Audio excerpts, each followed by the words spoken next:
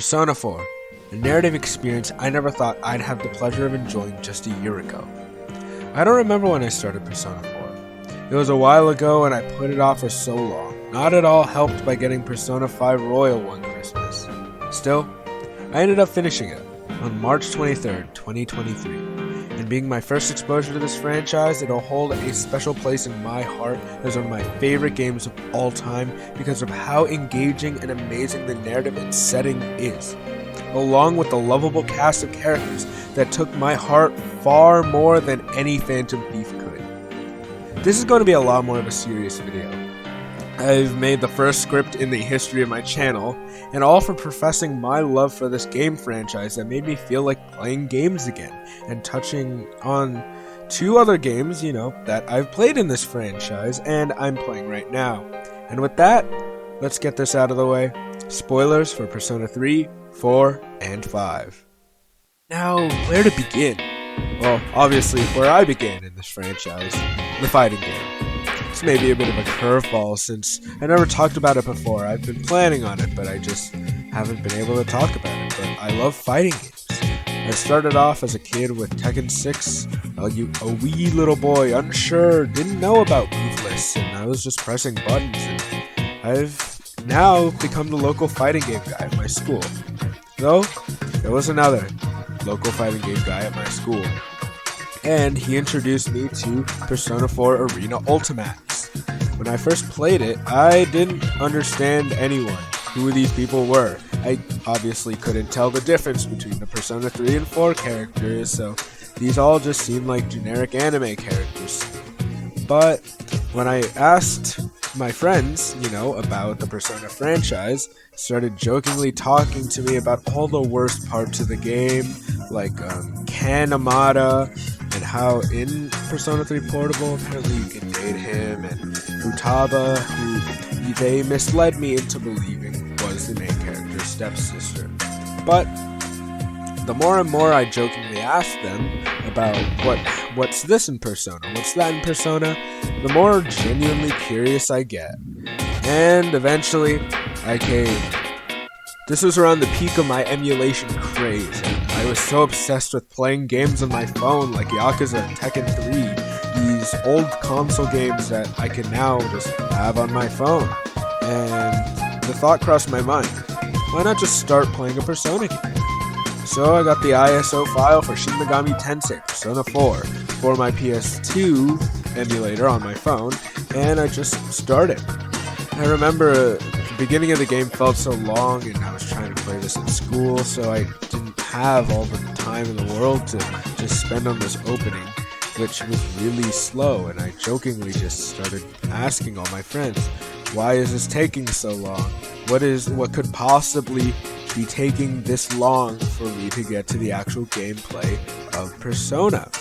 And well, I do personally agree, the hook still is way too long to hook in a player, I went with it.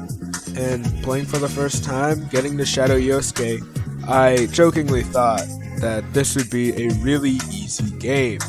It's turn-based combat, how hard could it be? And I was sorely mistaken. I still played.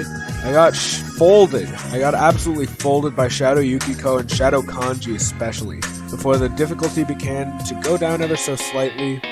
Then we have Shadow Mitsuo, who is the hardest boss in the game.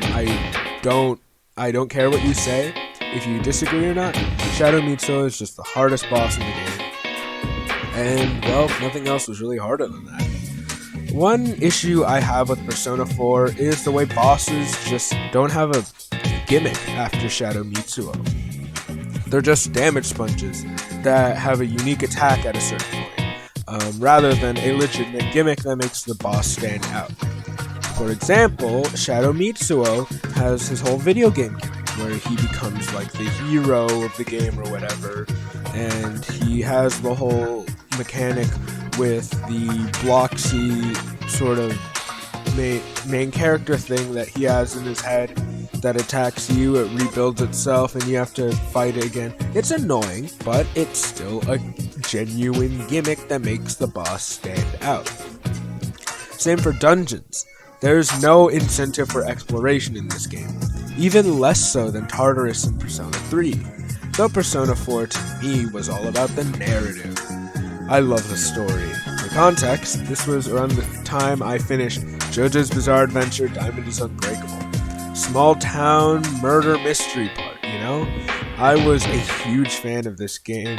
I was a huge fan of JoJo's, and this was sort of my way of being the Josuke of my own story, with a ragtag group of high schoolers with some knowledge no one will understand if you try to explain this to them if they didn't know already. The story being small scale for the majority of the game is so much better than a save the world narrative that Persona 3 and the latter end of Persona 4 and 5 did. It makes me feel more attached to these characters beyond my party members. Overall, I think Persona 4 was the game to make me feel like getting back into playing games, since the narrative got me to look for other stories and games that I was interested in. I used to be a massive gameplay nut, and turn-based combat was the bane of my existence.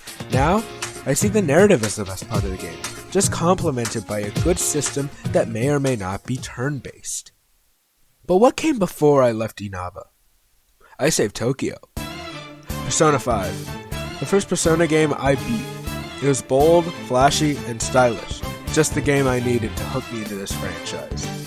I played it, and honestly felt pretty mid about the story and characters. Most of them just felt a lot like nothing.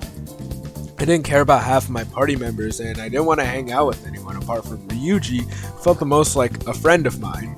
You know, an actual person. Or Yusuke, the goofiest person who would keep me entertained the same way the pink creature in Bocchi the Rock keeps me entertained, or Futaba, who I've mentioned before, is best girl in Persona 5. I touched on the story a little bit in the last segment, but it just comes down to a save the world plot at a certain point, and I didn't care beyond finishing the game. I'm planning on replaying it to try again, see whether or not it was just me not paying attention to the story enough while I was trying to experience a Persona game with my friends yelling at me like, oh, you're underleveled, oh, you should use this, why did you do that, why did you do this? And especially because I never actually played the royal content of Persona 5. But besides the story, this game has one thing over Persona 3, Persona 4, the gameplay. All of the game not only has the visual prowess that draws you into playing, tricking you to getting hyped for a turn-based game, but the turn-based game is more dynamic than the previous two by a long shot. Mechanics like baton pass and the technical hit system create this dynamic experience that's sort of like a double-edged sword in my opinion. Yes, they're dynamic and amazingly executed, but it's easy. It's really easy. Persona 5 is extremely easy, even on the hardest difficulty.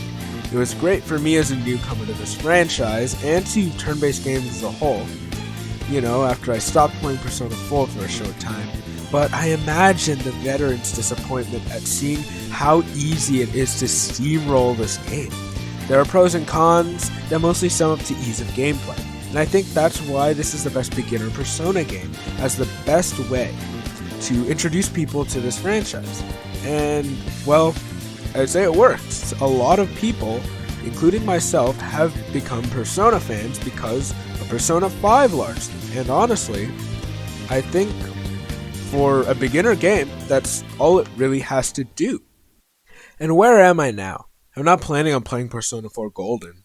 And I've already said that I'll play the royal content at a certain point. But not at this moment. Persona 3 Portable. I'm barely past the second full moon boss at the time of writing/recording for this video, so this section is going to be very short and probably super outdated by the time this actually becomes a video once I get deeper into the game. But of everything I've seen so far, I love the premise for this game a lot more than I thought I would. If you don't know already, I already have made this very clear though. I really like space. Based on my username, I love space, I love the moon and stars for symbolism and things especially. And the moon cycle is a really fun mechanic. Sort of a nice mechanic, not as appealing to me as the weather in Persona 4, but 2 points. One, it's definitely more sensical and and 2, fits the setting a lot better. Although this game is very fun, I have to get deeper into it to get a fuller understanding of this, and who knows, maybe I'll make a Persona 3 video in the future. Playing with Femc, by the way. Not super important, but hey, thought I'd like to mention that. Now, one of the biggest topics regarding Persona: music. Where do I even begin? Persona 4 has this consistently upbeat tone that I sometimes use to get up in the morning. Sometimes I just need to hear Pursuing My True Self to wake up.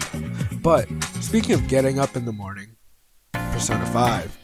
This jazzy game deserves an equally jazzy soundtrack, and getting Lin Inaizumi for the vocals was the greatest decision in terms of OST matters. Of course, a lot of credit goes to Shihoko Hirata and Lotus Juice, along with composer Shoji Meguro, for making an amazing OST for most of these games that is famous. But there's a reason that in this community it's a joke to talk about not knowing the words or not even knowing they were speaking English to songs like Time to Make History. But tracks like Last Surprise and Life Will Change not only make me feel overwhelming sense of excitement whenever they come on, and I always find myself dancing along the songs like Wake Up, Get Up, Get Out There. But let's take it back to the PSP for some P3P. Now, as an Iwatodai Dorm enthusiast, I enjoy a lot of music in this game. Wiping All Out is still a pleasure to hear for what seems like the millionth time, and though the music may not make me feel the same way songs like Nevermore and Heaven in Persona 4 did, I still love them as much, and as whatever they need to be. From hype songs like Mass Destruction, to study music like Iwatodai Dorms. I think that's just about all I wanted to talk about. Here's a couple of short opinions I'd like to share in this conclusion piece. Persona 5X does not intrigue me in the slightest. Naoto is still best girl, but Yukari is definitely throwing a monkey wrench into the listings. If I finish Persona 3 Portable in a timely manner, then perhaps I will play Persona 1 and the 2 games. That's about it. I'm craving crab ragu.